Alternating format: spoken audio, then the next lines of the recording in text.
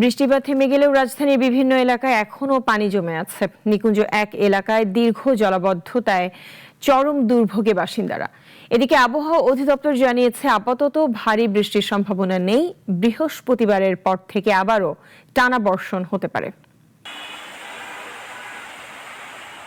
কয়েকদিনের টানা বর্ষণের পর রাজধানীর আকাশে মিলেছে রোদের দেখা। বৃষ্টি কমতেই ধীরে ধীরে কমতে শুরু করেছে দুর্ভোগও।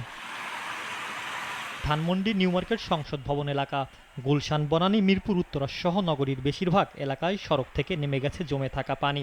ব্যস্ত নগরী ফিরতে শুরু করেছে চেনা ছন্দে। তবে সেই স্বস্তি পৌঁছায়নি রাজধানীর সব এলাকায়। নিকুঞ্জ 1 এখনও জলাবদ্ধতার কবলে। কোথাও হাঁটু, কোথাও তার চেয়ে বেশি পানি। পানির মধ্য দিয়েই চলছে ব্যক্তিগত গাড়ি, রিক্সা ও মোটর সাইকেল। আমাদের যে বিল্ডিং কাজ করে ওই বিল্ডিং এ বেসমেন্টে এরকম পানি, মানুষ বাইরে হতে পারে না। এরপরে মানুষের কষ্ট, প্রচুর কষ্ট পানির জন্য একদম পুরো গৃহবন্দী অবস্থা। যেসব অংশে যানবাহন চলাচল করা সম্ভব না, সেখানে নৌকা ও ভেলায় হয়ে উঠেছে মানুষের ভরসা। শিশু থেকে বৃদ্ধ, প্রয়োজনের তাগিদে সবাইকেই পার হতে হচ্ছে পানি মাড়িয়ে। যে নৌকা এবং ভেলা চলতেছে, তো এটা দেখে আমি খুবই আমার কাছে অবাক লাগছে। আমাদের দেশের সবচেয়ে বড় সমস্যা হলো পরিকল্পনার অভাব।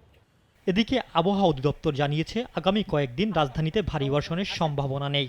তবে 15 জুলাইয়ের পর আবারও টানা বর্ষণের আশঙ্কা রয়েছে। গতকাল থেকে ওয়েদার অনেক ইমপ্রুভ হয়েছে, বৃষ্টি অনেকটা কমে গেছে। তবে এই বৃষ্টি আপাতত আরও 2-3 দিন, অর্থাৎ 14 তারিখ তো 15-16 তারিখ পর্যন্ত বৃষ্টি অনেকটা কম হবে।